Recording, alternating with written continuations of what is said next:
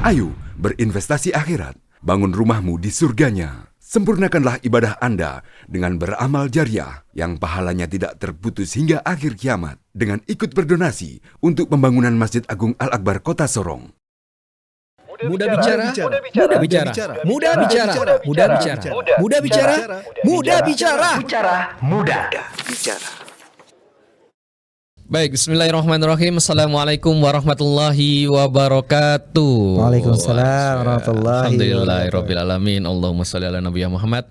Selamat datang Dr. Idham Said. Ya, Masya Allah. Alhamdulillah. Ini baru pertama kali ya kita di sini, Dok ya. Baru ikut podcast di Masjid Raya, Masya Allah, baru ya. Alhamdulillah. Tapi sehat hari ini, Dok? Sehat, sehat dalam kategori aktivitas sehari-hari, ibadah alhamdulillah tidak terganggu. Walaupun secara fisik ada sedikit lah suara agak berat-berat sedikit lah. Baru perjalanan 2 hari 2 malam biasa. Karena komunikasi terakhir kemarin hari Sabtu dokter masih di Jakarta. Tapi alhamdulillah bisa dipertemukan hari ini seizin Allah ya. Alhamdulillah. Hari ini kita ngobrolin masalah ini, Dok. Kesehatan, kemudian mitos fakta terkait dengan puasa dan hal-hal yang menarik ya terkait dengan dunia kedokteran. Luas banget ya. Luas banget ya. Tapi dibikin gampang aja, Dok, nggak usah terlalu. Nggak, biar sahabat-sahabat sekalian yang denger itu nggak kebawanya apa ya berat. Memang biasanya kalau ngobrolin masalah kesehatan itu ngobrolin masalah hal-hal yang berat.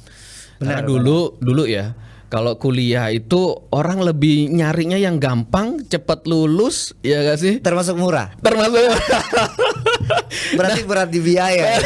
Allahu Akbar. Termasuk saya, Dok, gitu. Tapi padahal dulu pengen banget itu ya. Orang tua itu selalu mendoain, udah kamu jadi dokter dari besar. Ternyata pada masa proses pendidikannya, wah, kayak nggak sanggup deh, nggak sanggup. Tapi ngomong-ngomong, Dok, dokter memang dari kecil itu udah ngidamin atau mencita-citakan sebagai dokter nggak sih? Oke, baik. Kita sejarah ini ceritanya ya. Benar. Nah, dokter ya, saya ya alhamdulillah saya lahir dari keluarga yang pendidikannya lengkap dalam pengertian kami cukup diperhatikan dari SD, SMP, SMA. Bahkan kalau ada beberapa dari kami yang ikut perlombaan misalnya dulu kan namanya cerdas cermat ya. Betul. Nah, atau sekarang masih nggak cerdas cermat tuh, kami masih dibimbing sama keluarga. LCC sekarang juga bahasanya sama. LCC, lomba cerdas cermat masih. Masih. Walaupun orang tua nggak terlalu paham, tapi setidaknya dia support dengan datang di perlombaan, melihat kami dan lain sebagainya.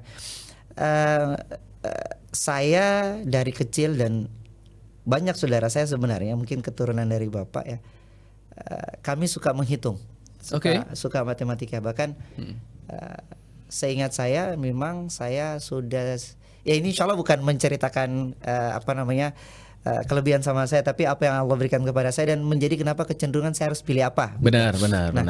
Saya suka hitungan, bahkan saya pernah seingat saya sejarahnya itu saya sudah menghafal perkalian sampai perkalian 10 sebelum saya masuk SD. Masya Allah. Dan saya tidak mengenyam pendidikan TK gitu. Langsung Jadi tanpa TK langsung masuk SD. Dan sebelum masuk SD saya sudah hafal perkalian sampai 10 yang kalau dulu orang-orang maju di itu 1 kali 1 1 kali 2 sampai 10 kali 10 100. Jadi semua dihafal. Itu yang ngajarin siapa itu, Dok? Saya nggak tahu. Intinya jago lah ya, dari gitu ya. Setahu saya dari bapak ada kan kertas dulu yang kecil kuning itu dari perkalian 1 kali 1 sampai 2 3 4 5 sampai 10. Alhamdulillah saya dapat dan memang sebenarnya ya enak saya di situ karena saya nggak terlalu banyak hafalan, hanya perlu logika perkalian dapatlah. Nah dari situ saya termasuk turunan hitungannya ya, jadi ke fisika saya juga suka. Nah awalnya tuh nggak pernah niat sama sekali jadi dokter. Nggak ada niat sama sekali. Saya tuh punya niat itu bukan punya niat. Nggak kebayang lah, artinya nggak kebayang bakal akan jadi dokter gitu ya. Nggak pernah sama sekali. Nggak ada. Nanti itu pas terjadi sebelum saya dulu kita UMPTN ya. UMPTN betul. Ujian masuk perguruan tinggi negeri ya. Benar. Saya itu pilih saya favoritnya jujur nih Pak Habibie nih. Saya pengen kayak beliau bisa buat desain pesawat gitu kan. Pengen niatnya. Nah ya namanya orang anak-anak yang berusaha nurut ke orang tua, bapak bilang ngapain ambil terbang-terbang begitu kan, Bapak Oke. juga nggak terlalu paham ya. Di Papua nggak ada kan, kami sudah lahir besar di Papua. Di Papua nggak ada. Papua yang coba lihat yang paling ada tuh tambang minyak dan sebagainya. Akhirnya saya ya udah ikutin nasihat orang tua, saya pilih pertambangan ITB pilihan pertama. Pilihan pertama pertambangan kan ITB. Dulu kita dikasih dua pilihan ya. Oke. Udah itu pertambangan ITB. Nah pilihan kedua udah saya nggak ada pilihan nih, saya udah lepas aja dah. Ternyata saya tanya sama kakak nih, termasuk Kaidar. Kaidar tuh waktu itu masih kuliah di Makassar sama kakaknya lagi, Kani, anak kami kakak kami yang paling senior, paling tua. Apa ini yang saya harus pilih? Pilihan kedua. Sudah ya tes aja kedokteran. Ya udahlah kedokteran. Kan lingkar-lingkar tuh ya. Udahlah kedokteran. Nah, udah. Ujian. Setelah ujian kan hasilnya sebulan kalau nggak salah via koran lama tuh ya, biasanya, lama ya sebulan. Saya juga orang yang takut nggak lulus, nggak kuliah, nganggur. Posisinya masih di Papua waktu itu? Sudah di Makassar. Oh, udah di Makassar. Jadi saya kelas 2 itu saya jadi SD di Sorong. 3, Sorong, SMP 1, SMA 2, SMA 3, tapi setahun kalau tidak salah masih caturulan 2 saya pindah ke Makassar. Karena cari bimbingan belajar. Di Sorong waktu itu setahu saya belum ada, saya pindah, kemudian saya dapatnya SMA-nya Semu Negeri 6. Saya ikut bimbingan belajar dari pas kelas 3. Jadi ada setahun saya ikut bimbingan belajar. Nah, setelah saya pilih di teknik pertambangan dan kedokteran. Kakak yang suruh ujian, udah ujian UMPTN. Alhamdulillah ya udah mainnya banyak doa lah setelah saya ujian. Nah, kemudian supaya nggak nganggur nih, kakak saya ngajak ayo ke Jogja. Di situ ada memang sangat terkenal dan ada teman saya bahkan dia dari situ dia masuk di kementerian masuk kementerian terkait pertambangan, saya lupa apa kementeriannya. Saya masuk di tes di UPN, Universitas Pembangunan Nasional ya, Jogja. Pembangunan Nasional, apa nggak salah. Veteran lah. Veteran ya. Intinya di situ untuk swasta dia sangat terbaik terkait pertambangannya. Nah, saya tes. Pada saya tes tuh ya tidak nganggap remeh. Saya yakin tuh saya lulus deh karena tingkat kesulitan soalnya tuh jauh lebih mudah daripada UMPTN. Jauh lebih mudah dari UMPTN. Benar. Cara jawab soalnya bahkan apalagi kalau tidak salah ingat di situ tidak ada syarat sistem 014. Tapi ini fokusnya masih pertambangan ya? Masih pertambangan. 014 0 nggak dijawab. -1 kalau salah, plus 4 kalau benar ya. Tapi di situ nggak berlaku. Jadi kita bebas jawab semua. Kalau di UMPTN kan karena ada sistem minus kalau salah, kita nggak asal lingkar-lingkar, yakin benar isi. Kalau nggak yakin mending nggak usah daripada nilai minus. Nah, benar. Setelah ujian besoknya kalau nggak salah itu, keluar pengumuman. Pengumuman, saya cek pertama nih, kita kan internet waktu itu masih nggak bisa kayak, ya hanya ke warnet aja kan. Bisanya ke warnet. Benar. Ke warnet, kemudian, ada pengumuman, cek nama nggak muncul, berarti nggak lulus nih. Udahlah, berarti saya di Jogja. Kakak nelfon. Sepertinya nomormu lulus. Coba kirim yang kembali. ITB. Yang kedokteran. Oh, yang kedokteran itu ya, yang ITB. Jadi 1 hari setelah ujian di pertambangan swasta, besoknya malamnya ada pengumuman UMPTN. Kakak telepon bilang sepertinya lulus. Coba kirim nomormu. Kirim, iya lulus. Ya udah, mulai dari situ mungkin saya mau jadi dokter. Coba lihat. Jadi nggak ada. Jadi waktu masih pilih pun nggak kebayang. Ini kan maksudnya passing grade ya. Standar yang saya pilih lumayan tinggi ya. ITB pertambangan tuh. Kalau di angkatan saya waktu itu, kalau tidak salah 2 atau 3 terbaik di ITB. Ya, favorit lah bahasanya. Jadi makin favorit kan makin butuh nilai benar itu lumayan banyak. Nah, yang di kedokteran yang saya pilih ini di UNAS yang terbaik. Maksudnya butuh jumlah benar yang banyak baru dia baru bisa lulus. Dan saya pilih, ini standar saya pukulnya tinggi-tinggi, udah biarin deh. Kitanya sudah doa, sudah usaha, udah pas lulus kayaknya saya mau jadi dokter. Kita aja. Jadi dari awal sampai saya dengar pengumuman, saya lulus, baru saya sadar saya ya sudah. Itu pun nggak ada kebayang sama sekali. Nggak ada. Yang mantau malah kakak, bukan antum yang mantau, luar biasa. Nggak mantau sama sekali. Dan itu membuktikan bahwa begini, Dok. Takdir. Benar. Apa yang diinginkan manusia, apa yang baik menurut manusia belum tentu baik untuk Allah. Luar biasa. Jadi prosesnya sudah, ikhtiarnya sudah, doanya sudah. Padahal itu sampai yang bukan pilihan utama ya. Bukan pilihan utama. Nggak kepikiran mau jadi dokter. Jadi dokter tuh kalau orang kan pengen misalnya tuh sudah cari informasi ya, Iya, dokter benar, itu seperti benar. apa, kerjaannya. Betul. Nggak ada sama sekali informasi terkait dokter, saya cari nggak ada. Hanya karena ya udah nggak ada pilihan lain, saya mau pilih karena kalau kemarin saya pilih antara pertambangan sama penerbangan itu beda sedikit. Kalau saya nggak lulus satu, hampir dipastikan saya nggak lulus dua-duanya. Gitu, sedangkan ITB pertambangan dengan kedokteran Unhas, kedokteran masih agak sedikit jauh di bawah. Jadi bahasanya gini lah, kalau kemarin kan 200 soal tuh ya kalau nggak salah MPTN. Kalau di ITB pertambangan itu mungkin butuh sekitar 175 soal benar. Yang di Unhas itu hanya butuh sekitar 125 soal benar, udah cukup lulus. Sedangkan kalau saya pilih pertambangan sama penerbangan mungkin hanya beda 10 poin saja. Itu cukup riskan untuk saya tidak lulus dua-duanya sekali nggak lulus.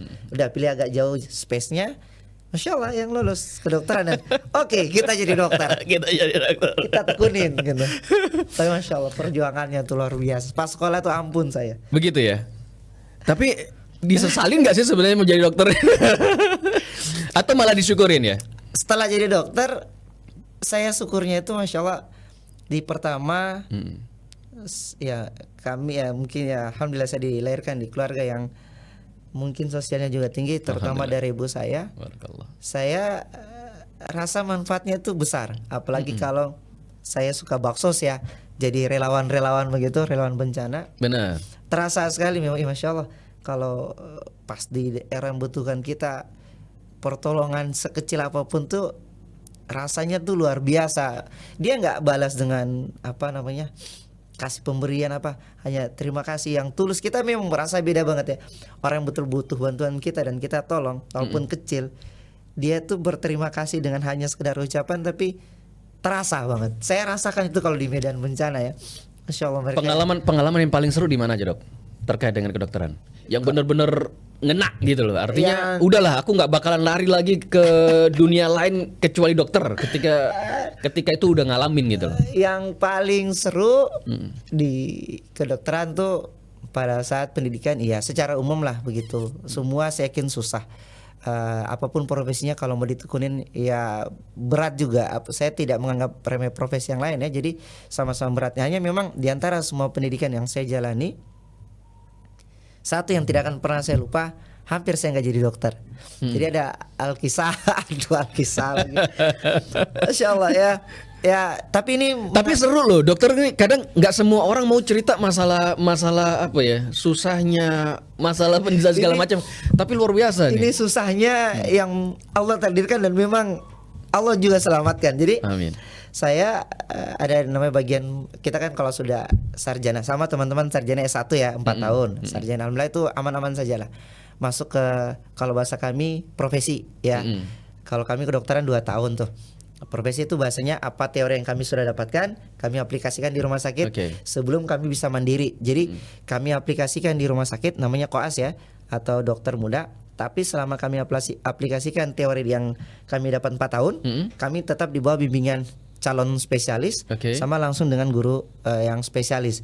Jadi mengaplikasikan di bawah bimbingan. Ada bimbingan. Kalau sekarang kan sudah lepas kan, tidak ada bimbingan langsung. Nah, pada saat itu ada yang namanya bagian bius ya, anestesi. Jadi semua masuk, misalnya penyakit dalam, kami masuk penyakit dalam, tekunin keilmuannya, prakteknya selama 3 bulan misalnya, bedah 3 bulan segala macam. Nah, penyakit bukan penyakit, bagian pembiusan ini untuk kamar-kamar operasi.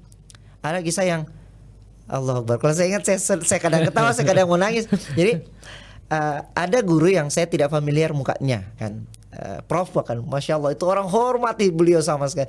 Semua hormati. Termasuk walaupun dia dari dokter penyakit dalam, kalau tahu ketemu beliau ini namanya Prof ini, saya tidak sebut nama ya, pasti hormat, pasti salam. Beliau sebenarnya sangat baik, hanya pengen ditegur, Assalamualaikum Prof. Nah, saya tidak familiar muka beliau karena baru nggak familiar, nggak kenal gitu kan, nggak kenal, hanya tahu nama. Kalau tahu nama orang pasti saya hormat. Ketika kami beroperasi di pintu, beliau itu sebenarnya pengen ditegur sama muridnya, anak-anaknya, kami kan anaknya, ditegur Assalamualaikum Prof gitu aja kan. Nah saya bertemu karena maaf, kalau dokter kan biasanya sangat ketahuan, tapi beliau ada stylishnya agak sedikit berbeda. Kami kan biasa pakai jas tuh ya, tidak diikat gitu. Beliau nggak pakai jas, jadi setelan kayak, maaf nih, nggak ini, hanya memang mirip kayak perawat gitu. yang bukan jas, kemudian dikancing full. Jadi kalau kami kan baju ya, baru pakai jas lagi tuh. Yang pasti bukan standarnya dokter lah ya, dia pakai bukan gitu. bukan style dokternya kan okay. gitu. Ke guru erat dominannya seperti jadi baju seperti ini atau baju seperti antum punya dan pakai jas dokter. Ini enggak.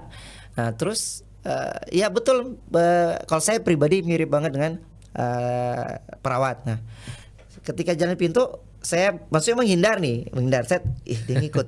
Saya menghindar lagi, dia ngikut lagi.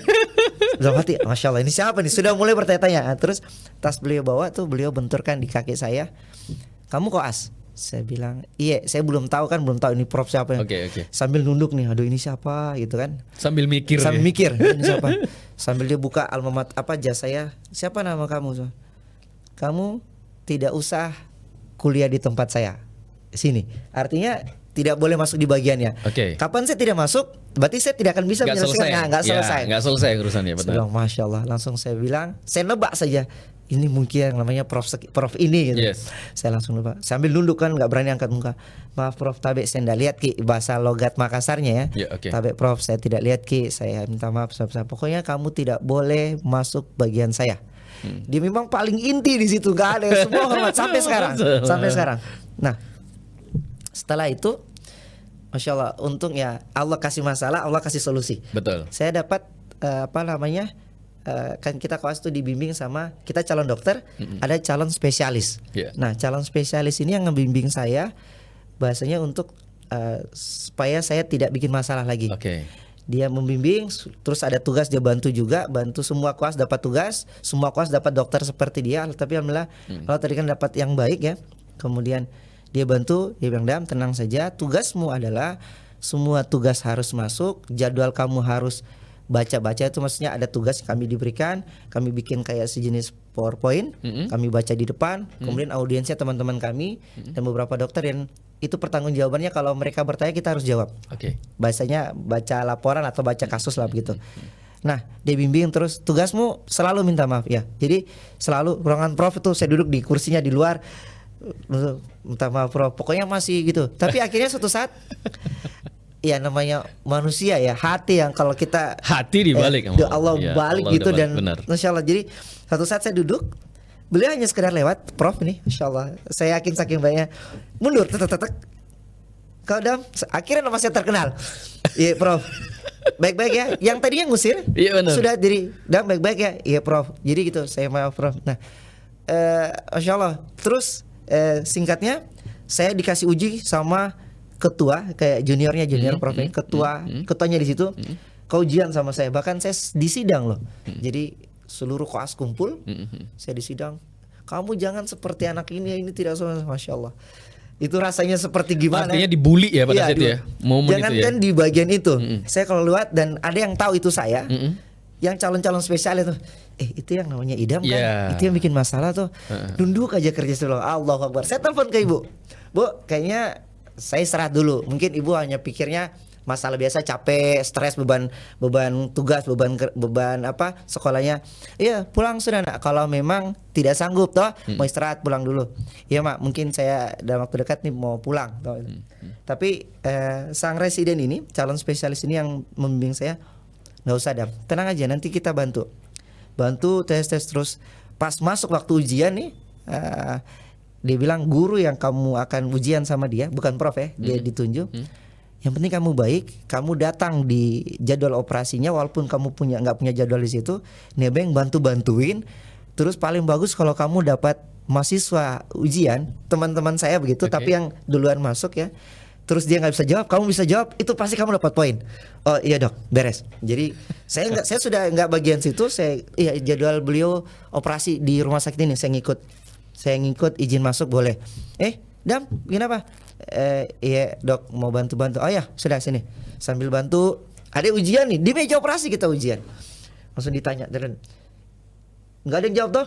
Kadang saya jawab, padahal belum saya ujian ini, saya jawab. Nah, betul apa yang Idam bilang, dengar tuh. Alhamdulillah. Padahal ini nggak tahu nih, kalau Masya Allah, kalau Allah nggak takdirkan orang dokter yang calon residen ini jadi pendamping saya, mungkin saya nggak dapat trik seperti itu. Jadi ngebantu, padahal bukan tugas saya, bukan saya ujian. Akhirnya singkat, saya dikasih ujian yang simpel, beres, dan saya nilainya A, yang hampir keluar. Bahkan saya tepat waktu ujian dan hasilnya bagian adminnya, kamu yang bermasalah kan? Iya Bu. Betul ini. Dia kan lihat rapot nih ya. Atau iya saya. Masih penasaran. Masih penasaran. Pas dokter yang nguji lewat. Iya bener dia nih. Dok, ini benar. Iya memang dia dapat A. Yang hampirnya diusir, ujiannya itu susah loh, ujian tepat waktu situ. Ujian tepat waktu, keluarnya dapat A. Masya Allah itu. Masya Allah. Saya tuh dari tadi yang hampir putus saya jadi dokter, malah langsung tambah bersemangat ketika dikasih keluar nilai A. Dan orang-orang tuh pada kaget semua, yang tadinya hampir keluar, tidak ikut ujian, tidak ikut pendidikan di situ dapat A. Dan adminnya. Jadi saya bilang, yang namanya Allah kasih ujian pasti ada jalan keluar. Yang penting kita yakin saja bahwa Allah yang kasih masalah, Allah juga yang kasih jalan keluar. Itu yang paling penting. Kalau tidak seperti itu, selalu mengandalkan kemampuan diri, betul, tidak akan selesai itu masalah. Benar. Apalagi berharap kenalan, berharap dengan ini, berharap dengan makhluk, ya nggak sih? Betul. Macam-macam, makin ribet itu jadinya. Penguji ini nggak ada, saya nggak bisa kebayang kalau mereka yang pegang saya, dan semua agak kaget kan, ada sebenarnya jauh lebih sangar daripada penguji saya. Hanya alhamdulillah ya, penguji saya itu memang dia ketua bagian di situ. Ada yang lebih sangar. Semua prediksi pasti ke ujian sama dokter ini, karena dia yang paling sangar. Bahkan ada senior saya itu sampai 1,5 tahun nggak selesai ujiannya. Saya bilang ya sudah, takdir Allah, saya pasrah saja gitu kan. Mulai dari dokter yang membimbing saya, Allah tunjukkan seperti itu. Dokter yang kasih uji saya menyelamatkan saya, dan saya lulus tepat waktu. Yang tadinya hampir gak lulus bahkan dengan nilai maksimal A, semua kaget. Makanya saya bilang itu saya tidak pernah meminta, ya Allah, saya nggak pernah minta ya Allah non dokter ini jadi penguji saya, dokter ini yang calon spesialis ini yang bimbing saya, nggak pernah, karena memang sudah nggak pernah ngebayang. Tapi ternyata hanya kedar, ya Allah saya berdoa, ya ini takdirmu, saya pasrahkan, kalau ada salah tolong saya dimaafkan. Dikasih masalah, dikasih jalan keluar, hasil maksimal. Ya Allah. Alhamdulillah. Terus kalau pas nyampe di itu kan pasti ada untuk izin segala macamnya, nggak bisa memilih dong. Dokter harus praktek di sini. Itu prosesnya bagaimana? Kok bisa kembali ke Papua? Itu memang pilihan ya. Jadi, gitu. Jadi waktu zaman saya itu ya kenapa sebenarnya zaman saya sudah kayak orang tua banget ya zaman saya. Nah, ada yang namanya penempatan di daerah yang sangat terpencil. Namanya PTT, pegawai tidak tetap. Nah, saya berharap bisa kembali ke Sorong karena keluarga saya semua di Sorong. Saya nggak perlu lagi ribet cari tempat tinggal, nggak perlu. Walaupun saya dapat di daerah kabupaten yang namanya Kurnia 200 kalau tidak salah, dari kata Pop 2, pokoknya tempat terakhir motor itu mobil itu, kalau kita naik motor tuh masih bisa sekitar 1 jam, pokoknya jauh lah. Kalau dari kota bisa sampai 3 jam. Alhamdulillah dapat di situ 3 tahun, kemudian bergeser mulai ke arah kota, saya di kata Pop 2, kemudian mulai bergeser. Nah, habis itu saya ASN. Jadi untuk masalah dokter bisa di suatu daerah itu bisa pilihan sendiri. Bisa juga oleh penempatan pemerintah. Kalau penempatan pemerintah biasanya kalau kita mendaftar diri sebagai ASN vertikal ya, di bawah kementerian, misalnya saya daftar PNS atau ASN Kementerian Kesehatan. Kemudian di sini ada rumah sakit yang langsung di bawah kementerian. Nah, itu bisa. Tapi dengan konsekuensi dipindahkan ke seluruh Indonesia itu harus terima. Harus terima. Kalau kita daftar lokal ASN ya bersedia ditempatkan di daerah tersebut saja. Jadi dokter memilih sendiri tempatnya di daerah terpencil, akhirnya menjadi ASN lokal di Kota Sorong. Nah, jadi sampai dengan hari ini mengabdi di Kota Sorong, Papua Barat Daya, luar biasa. Menikah di Sorong, punya anak di Sorong semua. Mengabdi juga di Kota Sorong, Masya Allah, luar biasa, barakallah. Dok, kita lebih fokus ya, karena saat ini masih banyak di momen puasa ini mereka masih meragukan kesaktian puasa. Ya. Ada itu yang masih ngatain gitu. Aku nggak berani puasa deh, nanti begini. Aku punya begini, penyakit begini segala macamnya lah, Dok. Saya nggak bisa puasa karena saya sakit kayak gini. Saya sakit, saya saya asam lambung, udah macam-macam alasannya. Dan masih banyak juga yang meragukan. Sekarang, masih ya. Masih. Itu menurut dokter gimana tuh? Nah, puasa kesehatan ini nggak bisa dipisah. ya. Oke. Walaupun ada satu dalil yang ternyata cukup lemah, tapi beberapa syekh atau ulama mengatakan maknanya benar, bahwa dengan puasa itu kita akan menjadi sehat.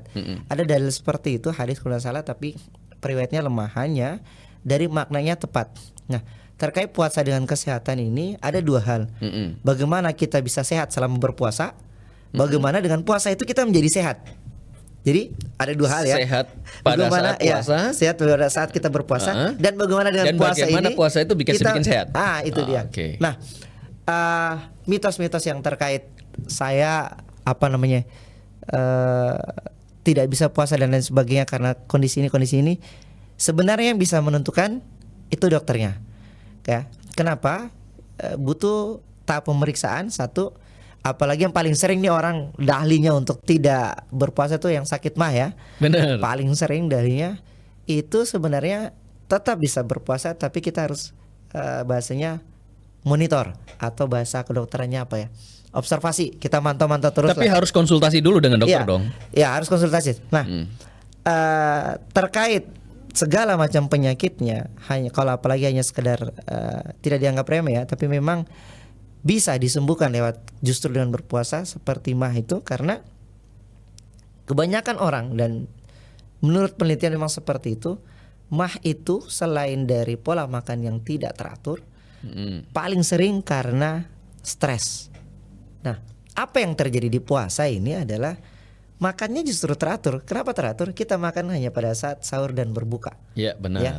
Dan ini apalagi kalau dia paham tentang syariat Islam, bahwa senantiasa umat Rasulullah itu dalam kebaikan kalau dia mengakhirkan sahur dan menyegerakan berbuka. Benar. Nah, kalau kita ikuti ini, insya Allah itu makannya akan teratur. Makan di akhir-akhir waktu sahur dan berbuka di awal-awal waktu buka. Pola makan yang tidak teratur berarti bisa disingkirkan, yang bisa menyebabkan sakit makan tadi. Makan yang tidak teratur. Kita makan teratur nih, sahur sama berbuka teratur, makanya harusnya hilang. Satu. Yang kedua, di dalam berpuasa kita diminta untuk tenang, untuk bersabar. Diajak berantem, tidak, saya sedang berpuasa. Kita diminta untuk tidak berbohong, tidak melakukan hal-hal yang sia-sia. Menahan diri untuk tidak melakukan hal yang sia-sia ini cukup menenangkan jiwa. Tidak melonjak-lonjak. Jadi stres hilang. Ya, stresnya hilang. Okay. Harusnya dengan kondisi seperti itu, orang itu lebih tenang dan mudah untuk berpuasa. Otomatis mahnya udah terobati ya. Terobati. Ya? Kalau dia mah yang masih baru, yang ya itu, dan itu terbukti. Saya termasuk orang penderita mah. Tapi selama ini tidak takabur ya, karena keilmuan kita dan mengamalkan apa yang Rasulullah sunnahkan, diakhirkan sahurnya kemudian diawalkan buka. Saya tidak pernah mengkonsumsi obat mah selama bulan puasa. Tidak pernah. Bahkan dulu saya dari SD seingat saya kelas 3 sampai SMP kelas 1 itu hampir setiap hari konsumsi obat mah. Yang ada yang kunyah itu, maaf tidak menyebut merek ya, tablet hijau tuh ya. Enak tuh rasanya. Hampir dari kelas 3 SD sampai kelas 1 SMP. Jadi sekarang bebas obat.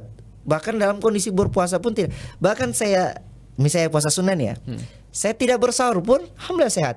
Nah itu yang aku mau tanyain dok. Tadi kan dokter ngomong harus mengakhirkan sahur mendahului menyegerakan berbuka. Yang jarang sahur bagaimana kondisinya dok?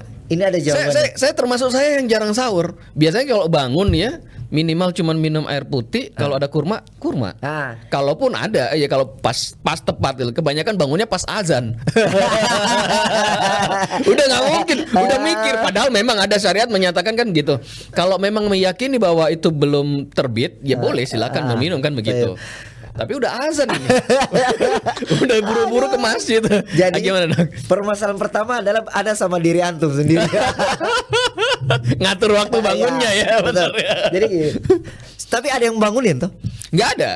Tapi memang udah dari dulu. Nggak ada yang bangunin sampai sekarang? Nggak ada. Oh berarti harus cari yang bangunin dulu. Nggak, maksudnya gini. Dari dulu itu memang hobinya gitu. Jadi nggak terlalu. Ini termasuk saya kalau buka agak ekstrim juga kalau mau saya bilang. Ngelarang kebanyakan. Itu maunya yang gorengan. Kemudian wajib pakai cabai. Tapi memang didahului dengan yang ini, misalnya teh pakai madu hangat, kemudian makan kurma 1-3 biji, Ya lanjutlah makan yang itu. Oke. Itu gimana, Kita Dok? bahas sahurnya dulu. Sahurnya dulu. Kata Rasulullah yang saya pahami, afwan, saya tidak bisa literatur dalam bahasa Arab ya. Nggak apa. Jadi disunahkan untuk sahur itu kan tamar kalau nggak salah, rutop tamar ya. Jadi ada kurma. Kalau tidak ada kurma, yang dianjurkan itu kurma setengah basah setengah kering. Boleh kurma apapun itu. Kalau tidak ada sahur. Nah, dalam hadis pun dibilang dalam sahur itu ada keberkahan. Betul. Keberkahan yang saya pahami karena saya seorang muslim ya. Keberkahan yang pertama, satu, menjalankan sunnah itu berkah tersendiri. Siapapun orang yang bisa menjalankan sunnah itu berkah. Satu. Benar. Yang kedua, dengannya kita bersahur, misalnya kita minum nih, kita bisa mendapatkan air putih ya. Oke. Air putih, misalnya air putih toh itu sudah terhitung sahur. Karena Rasulullah bilang kurma atau air putih. Artinya apa? Kita sudah setidaknya memberikan nutrisi supaya tubuh itu tidak kekurangan cairan. Oke. Nah, yang paling penting itu tadi, karena kita mendapatkan keberkahan sahurnya, puasa itu menjadi enteng saja walaupun hanya dengan sebutir kurma dengan air putih itu simpel. Dengan catatan. Nah, ada catatannya. Gitu. Ada catatannya. Ada catatan kaki bintang-bintang. Oke, baik. Catatan kaki adalah harus mindsetnya kita siap. Dalam arti gini. Saya hanya sanggup tadi karena mepet waktu, hanya bisa air putih dan 1 butir kurma. Oke.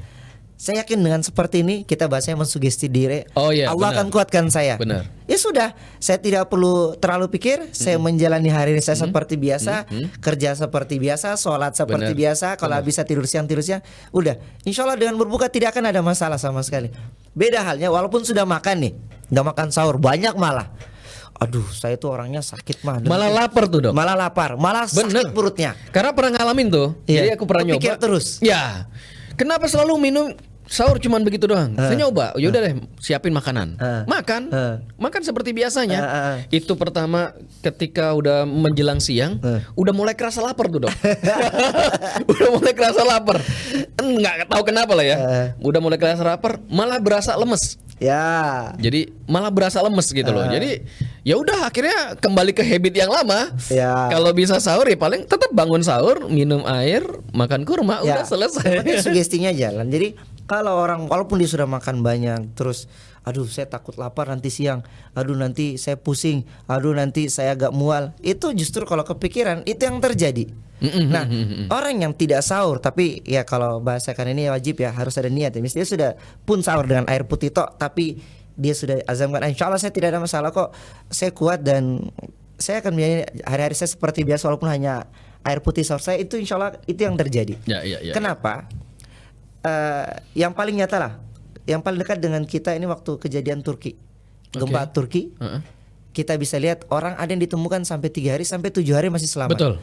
Betul. Ini membuktikan bahwa memang dari kedokteran 3 hari tinggal 24 jam kita tidak makan tidak minum masih hidup. Itu dari teori ya, bukan sekedar fenomena terjadi ini ditemukan tidak. Asli kajian penelitian yang udah dilaksanakan oleh itu masih bisa hidup. Apalagi hanya sekedar kita puasa 16 jam saja. Paling banter 14 jam lah. Dari misalnya 6:30 sampai 6:30 paling 14 jam. Seberapa? Nggak sampai 24 jam. Itu pun benar. Dengan makan sahur, makan lagi berbuka, hanya tengah aja yang kosong. Harusnya tuh efeknya kecil banget untuk membuat orang lapar atau lemes. Jadi sebenarnya nggak ada alasan lagi ya. Kalau yang namanya muslim diwajibin puasa, nggak ada. Kok udah puasa? Sampai detik ini nggak ada orang yang berpuasa mati. Nggak ada. Akbar. Nah, berpuasa sahur kemudian sebelum berbuka mati karena puasa, nggak ada. Nggak ada ya. Nah, sekarang balik ke buka ini, Dok. Nah, buka ini bagusnya yang mana nih? Manis dulu atau seperti saya tadi, saya hobi banget, Dok. Jadi kalau mau buka gitu lihat-lihat dulu saya di meja itu, saya lihatin dulu. Mana ini ada cabai nggak? Sampai dibuat ini ya videonya berbuka dengan yang manis. Ya. Hidangkan piring gitu baru wajahnya menganggap diri manis gitu. Benar. Ini kayak gimana nih yang? Ya kalau yang benar menurut kedokteran aja. Ya kalau saya sih agak susah saya pisahkan antara dunia kedokteran sama syariat Islam ya. Ya, oke. Jadi kalau yang terbaik tetap adalah sesuai dengan sunnah Rasulullah. Ya. Benar. Bukanya dengan apa? Kurma basah ya.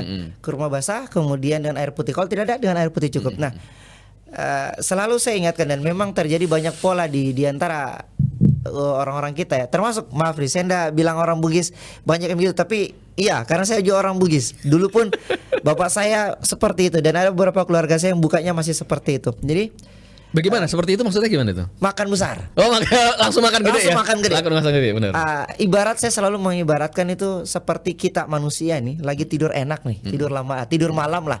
Tidur malam misalnya tidur istirahat malam, bangun subuh gitu, langsung tiba-tiba bangun. Itu angkat semen 4, langsung dikasih 4 beban 100 kilo lah. Kan walaupun misalnya kuat, tapi beda para saya. Kalau bahasa orang Papua, tong kumpulkan nyawa dulu. Bangun tuh kumpulkan nyawa dulu. Jadi pelan-pelan dulu, pelan-pelan nggak dulu. usah buru-buru. Kasih adaptasi dia. Iya benar. Oh boleh ngangkat, tapi mungkin yang 10 kilo dulu udah ada nyawanya udah terkumpul, perasaannya udah lega. Adaptasi deh 20, 30, baru bisa langsung ke 100.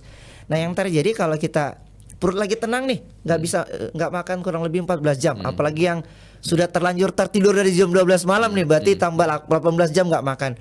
Tiba-tiba itu yang tadinya kosong lagi istirahat, kemudian dikasih beban makanan yang langsung nasi. Ini apa ini? Kayak kesannya gitu loh. Ini apa yang datang nih? Kok tiba-tiba langsung banyak begini? Kaget. Dan itu yang banyak kalau bahasa kedokternya bikin gejala dispepsi. Dispepsi itu kayak ada perasaan tidak nyaman di perut, bisa mual, bisa muntah, bahkan bisa kalau dia sampai tidak stabil bisa bikin diare. Nah itu makanya jadi prinsipnya memang harus pelan-pelan. Mau itu yang asin kak, mau itu yang manis, ya nggak sih? Boleh. Pelan-pelan aja, nggak usah dipaksain langsung gede. Langsung nasi. Kalau Bugis ya, coto, kontrol. itu enak itu benar. Enak, tapi benar. Bagaimana ya? Itu tidak. Kalau dari tinjauan kesehatan tidak tepat. Dan dari tinjauan syariat pun Rasulullah mengatakan bahwa bukalah dengan beberapa butir kurma dan air putih. Artinya tidak ada larangan yang lain. Bolehlah karena ini makanan. Tapi kita jalankanlah dulu sunnahnya. Kita dapat sunnahnya, dapat keberkahan sunnahnya berbuka dengan kurma atau itu. Dan yang saya pahami, saya coba mencari literatur terkait berbuka dengan kurma, tidak ada anjuran jumlah. Kan kita nih 135 gitu ya. Saya coba cari literatur, ya Allah alam, saya tidak punya keilmuan ke sana, hanya coba cari literatur semampu saya. Saya tidak menemukan jumlah terkait berapa yang harus dijumlahkan dimakan kurmanya itu. Nanti dititipkan saya tanyakan kepada yang ahli. Iya siap. Karena saya nggak dapat, jadi saya 1 cukup, 2 cukup karena saya jujur, saya bukan orang Arab ya. Kurma dengan saya pun tidak terlalu pas dengan saya ya. Karena saya mencari keberkahan dan saya berharap dengan itu nanti Rasulullah memberikan syafaat. Kalau di dokter ini cocoknya barongko. Ya itu. Jadi saya cukup dengan 1 kurma, air putih, ada kue, saya makan kayak ya biasa gorengan boleh 1, barongko 1 misalnya. Jadi saya memang batasi paling banyak tuh kurma 1, air putih atau kemudian ditambah 1 gorengan, paling banyak 2 kue lah. Cukup. Yang paling penting kan buka puasanya cukup, jangan lupa sholat maghribnya. Itu udah dia. Kalau kebanyakan makan, wah nggak enak. Perutnya kenyang, mau ruku sujud nyangkut. Benar. Mau sujud kayak mau keluar. Dan ini juga ada beberapa fenomena dok, yang awalnya dia aktif olahraga, gara-gara puasa dia nggak mau olahraga. Kurang tepat ya. Saya nggak bisa bilang tidak tepat. Kurang tepat karena apa bahasanya? Kalau olahraga tetap lah ya. Tetap. Bahkan kalau dia seorang atlet pun tidak ngefek dengan puasanya. Kalau saya beberapa buka di medsos ya, bahkan atlet pebasket tetap olahraga di jam dia latihan. Teman saya yang suka lari maraton itu tetap lari pagi. Saya sempat chatting, "Kamu lari ya?" "Iya." "Gimana rasanya?" "Ya tetap haus lah, Dam." Panggil saya Dam. Tapi kuat sampai puasanya, kuat. Dia lari tuh sampai 15 kilo, 20 kilo dalam kondisi berpuasa dan pagi hari. Kalau lari sore, enteng lah maksudnya. Oke, langsung buka kan gitu. Dia tidak, larinya pagi dan tetap jadi sehat. tetap mungkin porsinya kali ya, sesuai dengan kemampuan yang itu bersangkutan. Kata kuncinya itu sesuai kemampuan. Kalau dia bukan orang olahragawan, namun kata dokter bagus olahraga dalam puasa, baru mau coba apalagi dalam kondisi puasa, silakan. Tapi yang ringan, 1, pilih waktunya dekat berbuka. Jangan sekali-sekali baru mau coba olahraga dalam kondisi berpuasa, olahraganya pagi, minta buka nanti siang gitu. Jadi saya pun olahraga, kalau saya di kebiasaan saya karena saya lebih pilih tidak beraktivitas di siang hari untuk berlebih, saya olahraga biasanya pada tarawih. Tapi kalau saya agak bugar, kemudian rasa fresh, mau buka, sebiasa karena ada di rumah ada dumbbell sedikit ya. Main dumbbell sekitar 15 menit 30 menit cukup lelah, Cukup, haus iya, tapi kan sudah paling setengah jam berbuka selesai. Benar. Jadi kalau bagi mereka yang pengen berolahraga di bulan Ramadan yang tidak terbiasa berolahraga, silakan pilih olahraga yang disenangi, jangan olahraga yang menyiksa diri. Misalnya gini, saya hobi bulu tangkis Nge-gym, misalnya, atau angkat nge-gym. berat. Terus saya mau ke lari, yang lari itu tahu pelongo gitu kan. Tapi orang yang hobi lari kan nggak senang nge-gym itu, ngapain ngangkat berat-berat teriak-teriak. Jadi lakukan olahraga yang disenangi. Dan kalau dia masih baru, lakukan di akhir-akhir waktu ya 30 menit atau 1 jam sebelum berbuka. Jadi ketika pun kelelahan, insya Allah itu tidak terlalu panjang. Itu yang paling penting. Jadi prinsipnya adalah puasa tidak menghalangi semua aktivitas yang setiap hari ya. Tidak ada. Jadi nggak ada alasan lagi. Nggak ada istilah lemes-lemes. Tidur dari pagi sampai asar.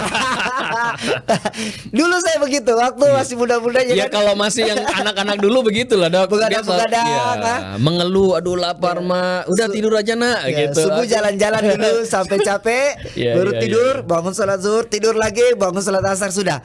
Jadi tapi momen itu udah nggak ada lagi. Sekarang itu tawuran. Dan ini yang menarik lagi Dok, masih terkait dengan kesehatan dan kedokteran gitu. Fenomena yang cukup viral di beberapa waktu ini ya. Dan ini mungkin menjadi fenomena secara umum lah, massal bahwa ternyata masyarakat kita masih cenderung ke praktek-praktek pengobatan tradisional tuh Dok. Itu kira-kira kenapa menjadi masalahnya? Mungkin apakah memang tidak dokternya udah nggak dipercaya, ataukah dokternya udah terlalu mahal juga, tarifnya udah ngecekik gitu. Jadi mereka lebih cari yang simpel-simpel, padahal sebenarnya sudah banyak kejadian bahwa ya itu bisa jadi praktek penipuan, itu bisa jadi praktek perdukunan, tapi masih aja ada yang lari begitu Dok. Bahasanya medis sama non medis lah. Iya benar-benar. Antum ingat kalau yang kemarin ada tuh anak kecil dengan batu siapa sih? Oh itu lama banget itu, lama banget tuh. Prek. Yes, itu lama itu. Masya Allah. Nah, tahun 2000-an itu. Ya, yang saya dokter dengan saya seorang muslim ya. Ternyata dalam keislaman pun dan beberapa ceramah yang saya dengar, justru Islam itu lebih mengajarkan ke arah ilmiah. Oke. Sesuatu yang Allah memang mengiyakan sebagai perantara penyembuhan boleh dilakukan. Jadi ikhtiarnya larilah kepada orang yang memang ahli di situ dan secara ilmunya ada. Ya, secara syariah diperbolehkan. Karena dia punya ilmu di situ. Jangan kalian lari ke tidak ada secara syariat walaupun dia bisa menyembuhkan. Contoh misalnya kayak dukun nih. Nah, secara syariat dia tidak punya ilmu untuk menyembuhkan. Tidak ada dalil juga. Hanya sekedar ilmu tiup-tiup misalnya. Yang dia bacakan juga bukan ilmu syariat misalnya. Kan memang boleh diairi doakan boleh.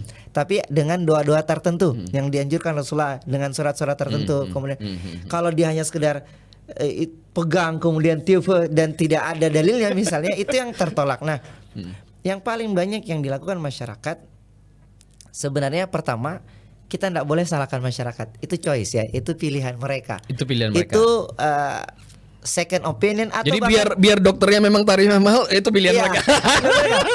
Kita juga nggak bisa bilang second opinion, artinya dia sudah ke dokter baru ke dukun misalnya. Ada juga yang ke dukun baru ke dokter. Itu ada. Oh gitu ya. Ada. Masa ada nih? Dulu ngapain aja? Kemarin habis di view begini ternyata nggak sembuh. Itu masalah patah tulang. Gitu ya? Iya, paling banyak itu masalah patah tulang. Jadi ke tukang urut dulu, sudah nggak sembuh, sudah bengkok-bengkok, baru ke dokter spesialis bedah tulang. Nanti kita tapi tetap dibantu ya dengan sedikit ngedumel.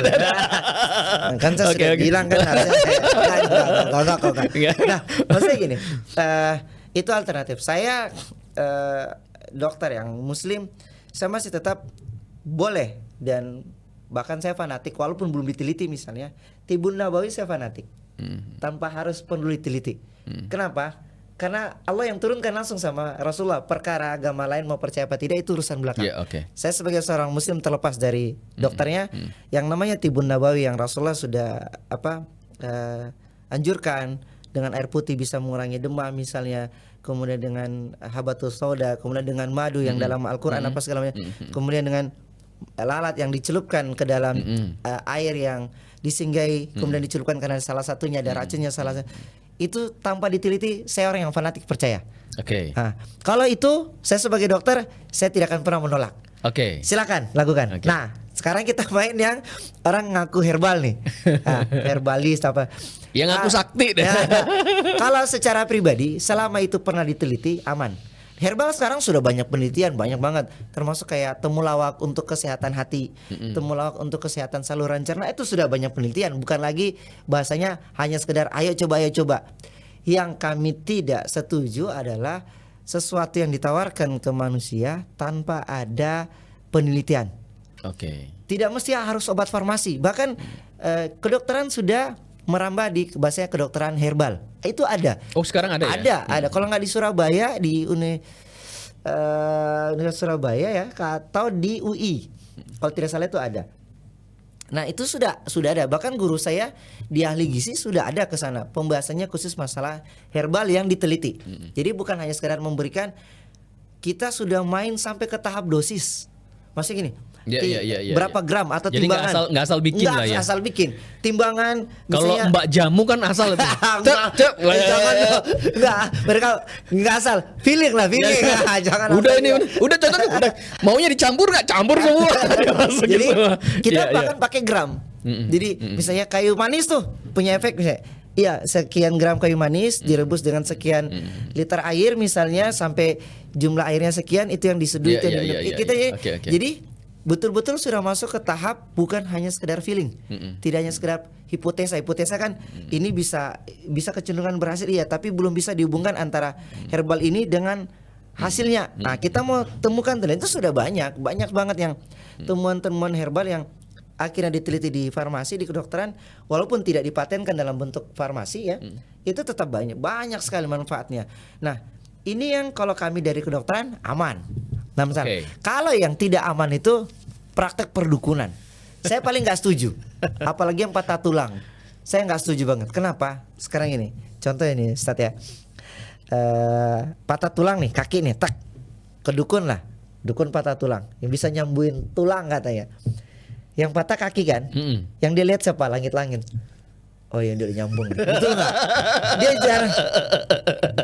Kan feeling toh, jadi nggak perlu pakai mata. Oh ya, udah pas ya. Iya. Udah pas. Iya. Jadi nggak lihat ke kaki. Tambah bengkok. Iya, nggak lihat ke kaki nih. Sekedar informasi, tulang itu, ini patah nih. Misalnya ini tulang patah tak. Beginilah, susunnya gini. Nggak kena pun. Ini akan nyambung. Allah tuh menciptakan tubuh manusia tuh, hewan juga lah, manusia juga paling sempurna. Ini bisa nyambung sendiri tapi dia cacat. Karena kita pengennya tuh harusnya kembali ke patahannya. Dokter itu fungsinya bukan menyambungkan tulang itu sambung sendiri. Dokter cuman memposisikan. Ya, kembali ke posisi semula biar angka kecacatannya itu kecil, minimal. Kalau dia nggak kembali, mau tetap sambung. Biar siapapun nggak dia apain, nggak ada dukun yang bisa bikin tulang itu nyambung, nggak ada. Allah yang bikin sambung, dia tersambung sendiri. Hanya masalahnya kita mau itu tulang itu sambung di posisi pas patahannya kemarin. Nah, jadi biar terlihat utuh, walaupun ada sekedar tetap ada bercak bekas patah dan sebagainya.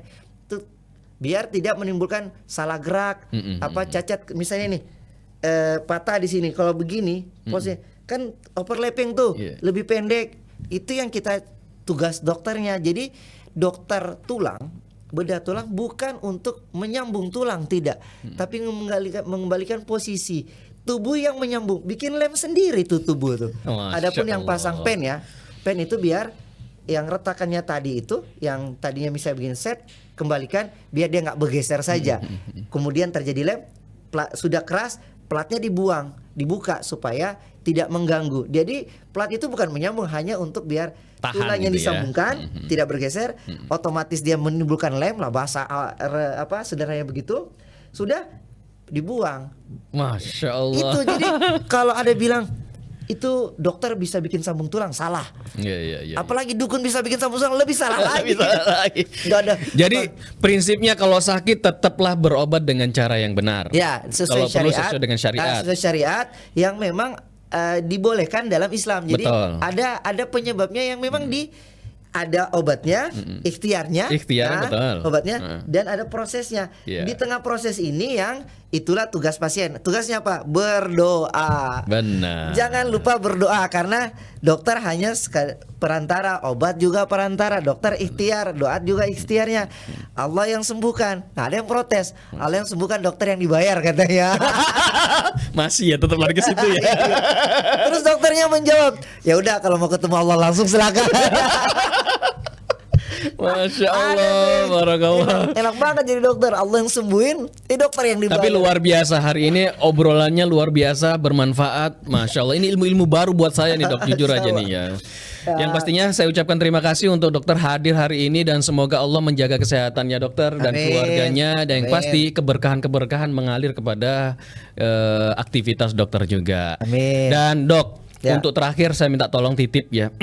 Apa yang mau disampaikan kepada sahabat-sahabat sekalian dan sekaligus saya nitip untuk juga kita bisa ngajak kebaikan. Kita punya Masjid Agung Al-Akbar yang masih proses. Ya. Silakan dok. Ya, bismillah untuk para pemirsa media Masjid Raya Agung Al-Akbar Kota Sorong yang semoga Allah merahmati kita semua. Terkait pesan kesehatan, sebenarnya kalau kita mengikuti dalil dari Al-Quran sangat sederhana. Makan, bahkan semua itu tidak boleh berlebihan, termasuk dalam hal makan dan minum. Kalau kita makan dengan cukup, minum yang cukup, insya Allah kita akan sehat. Bukan hanya terkait masalah kemewahan makanan tersebut atau mahalnya makanan tersebut. Yang penting prinsip makan hanya untuk menegakkan punggung, makannya tidak berlebihan. Insya Allah banyak penyakit, banyak banget yang bisa dihindari. Karena memang berdasarkan kesehatan ya, dari Kementerian Kesehatan juga mengatakan bahwa memang sumber penyakit yang kronis itu paling banyak lewat perut. Perut berarti harus lewat makanan. Kalau kita bisa menjaga kualitas makan, tidak perlu mahal-mahal. Saya harus sebut merek seperti tempe, tahu, produk kacang-kacangan lainnya, kacang merah, kacang tanah, apa segala macamnya, ikan, telur. Saya pikir itu yang masih bisa dijangkau, tidak mahal-mahal kok. Tidak perlu sampai ke resto yang harus makanan 1 juta dan lain sebagainya, nggak perlu. Cukup dengan makanan yang apa yang ada di pasar rakyat, kita olah dengan baik, kemudian makan jangan sampai kekenyangan, atau kalau sudah kenyang jangan nambah lagi misalnya. Insya Allah itu akan buat kita sehat. Dan itu kunci, karena kunci kesehatan itu paling penting hanya 2, makan dan istirahat. Sebanyak apapun atau sebagus apapun orang makan, tapi kalau nggak istirahat, nggak tidur, pasti sakit. Atau sebanyak pun dia tidur, tapi kalau nggak makan pasti sakit. Jadi yang paling penting makan dengan istirahat, itu 90% kesehatan insya Allah sudah maksimal. Dengan ditambah sedikit olahraga, ya kita akan bisa mendapatkan kesehatan yang 99,99% lah. Itu pesan kesehatan saya. Jadi 1, makan secukupnya, minum secukupnya. Nah, terkait pembangunan masjid, saya mengajak diri saya pribadi, para pemirsa, semoga melalui postingan kami ini ya bisa tergugah untuk membangun masjid ya. Perlu informasi bahwa karena saya lahir besar di Sorong, saya mengetahui bahwa masjid ini memang ikon bukan hanya kota Sorong, bukan Sorong Raya, bahkan se-Papua Barat dulu. Sekarang menjadi se-Papua Barat Daya. Bahkan sampai di Jayapura pun saya pernah ke sana, saya masih menilai ini masjid yang masih termegah seluruh Pulau Papua. Jadi ini menjadi ikon kita umat Islam di Papua, khususnya di Sorong Raya. Dan bisa lihat di postingan kami sebelum-sebelumnya, itu memang banyak sekali yang belum terbangun ya. Semoga dengan ini kita bisa menyisihkan sebagian harta kita, dan tentunya kita mengharapkan ridha Allah, janji Allah akan dibangun rumah sebagaimana kita membangun rumah Allah di dunia ini. Dan saya mendoakan keberkahan rezeki harta para donatur, keberkahan keluarga. Dengan ini Allah menjaga dengan sebaik-baiknya dari segala macam musibah, dan Allah cukupkan harta agar bisa menghidupi keluarga Bapak Ibu para donatur, para musinin, dan bisa untuk membantu masyarakat dan membantu pembangunan masjid yang kita cintai ini. Demikian, semoga bermanfaat. Alhamdulillahirobbilalamin. Jazakallah. Terima kasih. Assalamualaikum warahmatullahi wabarakatuh. Waalaikumsalam warahmatullahi wabarakatuh. Ayo dukung media dakwah Masjid Agung Al-Akbar dengan ikut berdonasi pengadaan alat multimedia dan operasional dakwah. Usia boleh terputus, pahala jariah mengalir terus.